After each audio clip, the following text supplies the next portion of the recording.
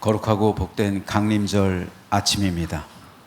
이 강림절에 하늘의 위로와 평강이 모든 성도의 삶과 가정 가운데 임해서 모든 어려운 문제들이 해결되어지고 모든 삶이 회복되어지는 복된 주일 되시길 주님의 이름으로 축복합니다. 설교를 시작하면서 사진을 한 장 보겠습니다. 지금 보고 계신 사진 속 인물은 영국의 왕 찰스 3세입니다. 그런데 영국에서 이 왕이 가지고 있는 권위, 특권이 어마어마하게 많아요. 그중 몇 개 왕이 가지고 있는 특권에 대해서 한 10가지만 잠깐 살펴볼게요. 첫째, 왕은 여권이 없어요. 여권이 없이 여행할 수 있는 유일한 인물이에요. 둘째, 왕은 운전면허 없이 운전할 수가 있어요. 그리고 운전할 때 어떤 교통 법규 규정에도 제한받지 않습니다. 왕이 200km 달려도 상관없어요. 300km 달려도 왕이 운전하면은 교통경찰이 딱지를 못 끊어요. 신호 위반에도 상관없어요. 왕의 특권이에요. 셋째, 어떤 세금도 내지 않습니다. 왕의 나라이기 때문에. 넷째, 소송을 당하지 않아요. 다섯째, 모든 법에 대해서 면책 특권이 있습니다. 심지어 사람을 죽여도 상관이 없어요. 사람을 죽여도, 살인을 해도 법의 저촉을 받지 않아요. 여섯째, 전쟁을 일으킬 수 있습니다. 일곱째, 의회의 결정을 무시할 수 있어요. 심지어는 영국 총리도요, 왕의 집사로 여기는 거예요. 원래 총리는 집사예요. 집사, 왕의 집사. 그래서 다우닝과 10번지 영국 총리 관저가 있잖아요. 여러분 총리 관저 가본 적 있으세요? 총리 관저는 상당히 초라해요. 우리나라로 치면 청와대잖아요. 어마어마한 집무실이 있고 그래야 되잖아요. 아니요. 총리 관저는 심지어 집무실도 없어요. 그냥 주택만 하나 덩그러니 있어요.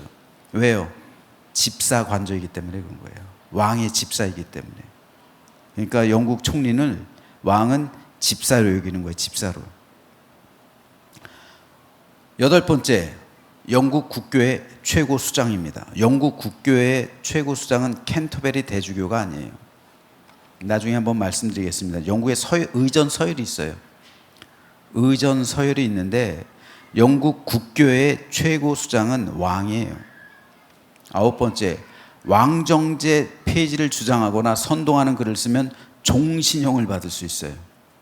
그러니까 지금 영국은 입헌군주제잖아요. 왕이 그 나라의 수장인 국가잖아요. 그리고 영연방 국가가 54개국이에요. 심지어는 여러분 호주 독립국가 아니에요? 자치국가지. 그래서 호주나 뉴질랜드 같은 경우, 호주 같은 경우는 그 왕의 초상이 화폐에 들어가 있죠. 왜요? 수장이 왕이기 때문에요. 영국 왕이기 때문에. 영연방 국가 54개국이에요.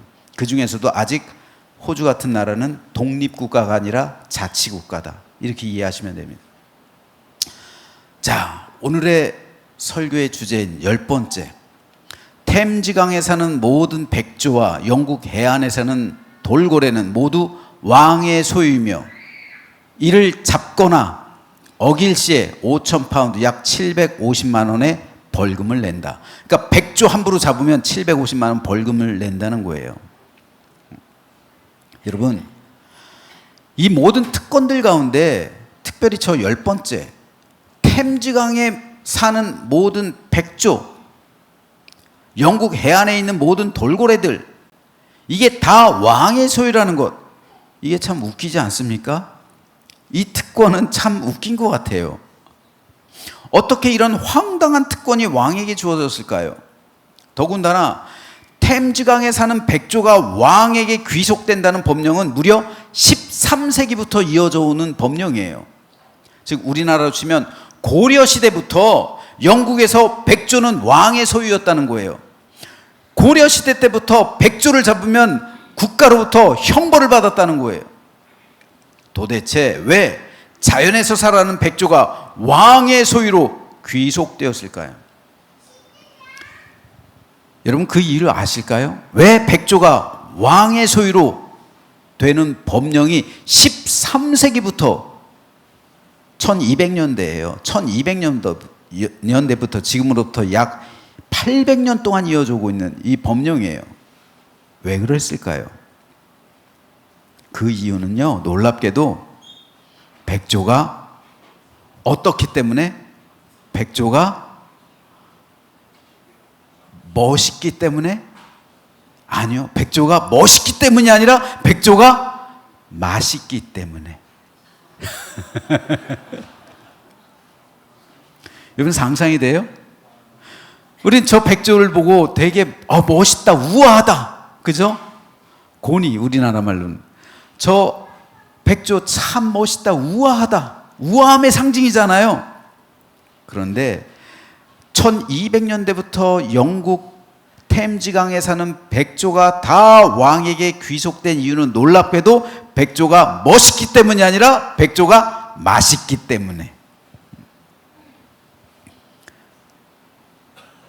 실제로 중세 유럽에서는 백조 고기가 귀족들이 즐기던 만찬 가운데 하나였어요. 상당히 고급진 요리였습니다. 세계 3대 진미 가운데 하나가 프랑스의 푸아그라. 푸아그라요. 비아그라 아니에요. 푸아그라. 푸아그라가 세계 3대 진미 가운데 하나. 근데 푸아그라는 재료가 뭐예요? 거위잖아요. 거위. 거위 간. 거위의 간으로 만든 음식이 푸아그라예요. 그럼 거위는요? 거위도 마찬가지로 먹겠죠. 거위 간만 먹겠어요? 거위도 먹는 거예요. 거위는 고급진 재료예요. 우리나라 사람들 거위 잘 못 먹잖아요. 오리나 먹지 뭐 거위 잘 못 먹잖아요. 그런데 이 거위보다 한 단계 더 고급진 재료가 바로 백조예요. 우리나라 말에 꿩 대신 닭이란 말이 있죠. 꿩고기를 먹어야 되는데 꿩이 귀하고 잘 없으니까 대신에 닭고기를 먹는다는 거예요. 흔한. 마찬가지로 중세 유럽에선 백조고기가 없으니까 대신에 거위를 먹었다는 말이에요. 이 거위도 없으니까 대신에 뭘 먹어요? 오리를 먹는 거예요. 그만큼 백조는 최상위에 있었던 고급진 재료였단 말입니다. 아주 맛있었다고 해요. 그렇기 때문에 백조는 자연스럽게 아주 비싼 값에 거래가 되는 거죠. 그래서 서민들은 못 먹고 귀족들만이 먹을 수 있는, 최소한 귀족들 그리고 왕족들만이 먹을 수 있는 아주 고급 음식이었던 거예요. 그런데 문제는 서민들에게서 시작됐어요. 서민들이 백조를 어떻게 해요? 사냥하기 시작한 거예요. 왜요? 백조를 먹으려고요? 아니요. 백조를 팔려고. 사냥꾼이 왜 짐승을 잡아요? 짐승을 먹으려고요? 아니요. 짐승을 팔려고. 마찬가지. 서민들이 백조를 잡으면 자기들이 1년 동안 뼈 빠지게 농사해서 노동해서 버는 것보다 훨씬 더 많은 수입을 올리는 거예요. 그만큼 백조가 귀한 재료니까. 그래서 백조를 사냥하기 시작하는 거예요. 그러니까 왕을 비롯한 귀족들이 난리가 난 거예요. 백조 값이 천정부지로 올라버리는 거예요. 그러니까 자기들도 백조를 먹기 힘든 거예요. 원래 백조는 영국 왕실에서 식용으로 들어온 거예요. 식용으로. 먹으려고 들여왔다. 관상용으로 들여온 게 아니라 즐기기 위해서 눈으로 즐기기 위해서 들여온 게 아니라 먹으려고 들여온 거예요. 그런데 이 백조들을 서민들이 잡아다가 팔기 시작하니까 백조의 씨가 마른 거예요. 그래서 그때부터 백조는 안 되겠다. 백조 잡는 것을 금지시키는 영을 그때부터 발효하기 시작한 거예요. 그래서 백조는 이제부터 영국의 왕소유다라는 법령이 13세기에 제정된 겁니다. 그리고 이를 어길 시에는 큰 형벌을 내리겠다. 그리고 그 법령이 지금까지 이어져서 그 벌금 5천 파운드 750만 원 그게 아직까지도 유효하게 살아있는 거예요. 그때부터 템즈강의 모든 백조는 영국 왕의 소유가 된 거예요. 실제로 제가 영국 살면서 템즈강변에 이렇게 걷다가 백조를 많아요. 근데 백조의 발목에 보면 다 이런 인식표가 다 채워져 있어요. 인식표가 다 채워져 있어요. 그게 다 영국 왕실 소속이라는 거예요, 백조가. 그런데 이 백조에 관한 용어 가운데 가장 유명한 말이 하나가 있어요. 뭐예요? 백조의 노래. 백조의 호수 말고요. 백조의 호수 차이콥스키 그 노래 말고 백조의 노래라는 말이 있습니다. 요거는 스완송인데 이 말은 평생 울지 않는 백조가 죽기 직전 마지막으로 아름다운 노래를 부른다라는 속설에서 비롯된 거예요. 근데 실제로 그렇지 않아요. 제가 어제 설교를 준비하면서 백조가 우는 소리를 잘 못 들었어요. 그렇죠? 그래서 찾아봤어요. 백조 울음소리. 그랬더니 백조의 울음소리가 어떤 것 같아요? 멍멍할까요? 고양이처럼 미용 그럴까요? 백조 울음소리 들어본 적 있으세요? 어제 들어봤더니 오리 소리랑 똑같아요. 그냥 꽥꽥거려요 보니까. 백조도 그냥 오리처럼 오리과잖아요. 그냥 꽥꽥거리 그 소리 비슷해요. 오리처럼 비슷비슷한 소리인데 그런데 다만 백조는 잘 울지 않는데요. 그러니까 평상시엔 우는 소리를 잘 못 듣는 거예요. 그래서 그런 속설이 생겼는데 사실은 아닙니다. 하지만 고대 그리스 로마인들은 이것을 사실로 여긴 거예요. 그래서 백조는 죽기 전에 한 번만 운다. 유명한 철학자 소크라테스도 이것을 사실로 여겼어요. 대철학자 소크라테스가 백조의 노래를 말할 정도였기 때문에 유럽 세계는 그 몇천 년 동안 백조의 노래라는 말이 유행한 거예요.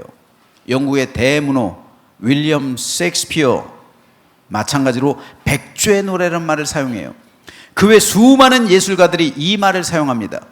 그래서 이 백조의 노래라는 말은 주로 예술가들이 마지막으로 남기는 작품, 최후의 승부수 또는 최고의 걸작, 이것을 백조의 노래라고 부르기 시작한 겁니다. 그런데 이런 차원에서 우리가 한번 생각해 본다면 성경에도 백조의 노래가 있어요. 성경에도요. 구약 성경과 신약 성경 사이 약 400년의 시간의 공백이 있습니다. 말라기에서부터 이 마태복음, 복음서까지 약 400년의 시간적인 갭이 있어요. 구약에서의 하나님은 이스라엘 백성을 선민으로 삼으시죠. 그래서 제사장 나라를 이루게 하셨어요. 신약에선 이것이 하나님 나라로 대체가 되었지만 구약에선 제사장 나라예요. 그럼으로써 하나님께서는 세상을 구원하시고자 했던 겁니다. 하지만 제사장 나라는 실현되지 못했어요. 왜요? 인간의 이기심. 제사장 나라를 살아가야 할 선민들, 그 선민들이 제사장 나라를 이루기 위해서 이 땅 가운데 실현하기 위해선 제사장 나라의 시민답게 살아가야 하고 그 나라가 제사장 나라다운 면모를 보여줘야 하는데 인간 안에 있는 이기심과 그 안에 있는 탐욕과 세상을 향한 욕망이 제사장 나라를 이루지 못하게 했던 거예요. 심지어는 제사장에게도 세상을 향한 탐욕이 있어요. 선지자에게도 있어요. 레위인에게도 있어요. 왕에게도 있어요. 모든 일반 백성들도 있어요. 그래서 제사장 나라가 아니라 세속 나라를 꿈꿔요. 그래서 제국을 꿈꿨단 말입니다. 대표적인 인물이 솔로몬이잖아요. 제사장 나라를 이루어야 할 왕이 제국을 꿈꿨어요. 그 순간 무너지기 시작하는 거예요. 제사장 나라의 정신이요. 제국은 필연적으로 남의 피를 먹고 살아가는 거예요. 그래서 항상 제국화된 나라는 피를 흘리는 거예요. 전쟁을 일으키는 거예요. 항상. 그래서 남들의 것을 수탈하면서 그것으로 자신의 제국을 유지하는 거예요. 그러면 그것을 빼앗긴 사람들은 눈에서 피눈물이 나는 거잖아요. 이것은 하나님 나라가 아니에요. 이건 제사장 나라가 아니에요. 하지만 제사장 나라에서 세상 제국을 꿈꿨고 제사장을 비롯한 종교 지도자들, 그리고 왕을 비롯한 수많은 권력자들, 그리고 백성의 리더들이 다들 이런 욕심과 탐욕, 그리고 이기심과 세속을 향한 이 열망으로 인해서 제사장 나라의 지위를 포기해버렸다고요. 그래서 하나님께서 원하신 두 가지 위대한 제사장 나라의 강령, 사랑과 정의. 사랑과 정의를 저버려요. 결국 하나님과의 계약을 파기한 거예요. 제사장 나라의 선민으로, 제사장 나라를 세우는 선민으로 하나님께서 부르셨지만 그 계약을 파기해버림으로 결국 하나님께서는 그 나라와 그 민족을 망하게 하셨다고. 하나님께서도 계약을 파기하시고 그래서 나라가 멸망한 거예요. 그래서 하나님의 성전이 무너진 거예요. 더 이상 제사장 나라가 실현되지 못하기 때문에 하나님께서 나라와 민족도 흩어버리신 것이고, 그리고 심지어는 성전까지 다 무너뜨리신 거예요. 그래서 지금 예루살렘에 성전이 없는 것은 새로운 하나님 나라가 임했기 때문에 그런 거예요. 그래서 하나님께서는 말라기 선지자를 보내서 경고하신 이후 400년 동안 침묵하신 거예요. 그러나 이 기간 동안 하나님께서 단순하게 침묵하신 것이 아니라 인류 역사상 가장 위대한 사건을 준비하셨습니다. 그것이 바로 인간의 육신을 입고 이 땅에 직접 강림하신 것이었어요. 오늘 강림절 첫 번째 주일인데 이 땅에 오신 예수님을 통해 하나님은 새로운 구원의 길을 여신 겁니다. 오늘 우리가 읽은 본문 요한복음 3장 16절은 인류를 향한 하나님의 구원 계획을 가장 잘 설명해 주고 있는 부분이에요. 그러므로 이 말씀은 성경에 등장하고 있는 백조의 노래라고 할 수가 있는 거예요. 즉 예수 그리스도야말로 하나님께서 인류에게 주신 최후의 승부처, 최고의 선물, 그리고 최선의 구원 방법이었던 겁니다. 성경은 모두 31,102절이에요. 그런데 이 31,102절을 단 한 절로 요약하라 라고 말한다면 그 말씀이 바로 요한복음 3장 16절이에요.